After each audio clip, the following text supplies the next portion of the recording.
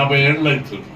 ఎంతమంది ముఖ్యమంత్రుల దృష్ట్యా 10-15 మంది ముఖ్యమంత్రుల దృష్ట్యా ఎవ్వరు వెంగళరావు కానీ, చెన్నారెడ్డి కానీ, ఎన్టీ రామారావు, చంద్రబాబు, రాజశేఖర రెడ్డి, ఏ ముఖ్యమంత్రి కూడా భూములు అమ్మాలని విజయభాస్కర్ రెడ్డి హాస్టల్కుంటే అంటుడు క్రిస్టాన్ని హాస్టల్ బిల్డింగ్ కట్టమంటూ బంజారా స్టడీ సర్కిల్ కట్టమంటూ మరి వచ్చే తరంలో భూములు ఉంటాయని అంటారు ఎవరు విజయభాస్కర్ రెడ్డి.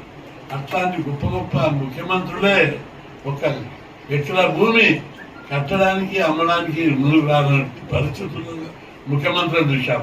ఈయన 100,000 ఎకరాలు ఊకుమ్మడి అమ్ముతుంటే రాష్ట్రంలోని రియల్ ఎస్టేట్ వాళ్ళందరికీ హెచ్చరిస్తున్నా, మీరు ఏ భూమి కొన్నా మళ్ళా ఉండబెట్టి ఆ భూమి వాపసు వస్తుంది, మీ పైసలు మునుగుతాయి, ఆ భూమిలో పేదలు ఇల్లు కట్టుకుంటారు, నిండా మునుగుతారు, మీరు మళ్ళా చివరకు ఉరిస్తారే మీకు శిక్ష.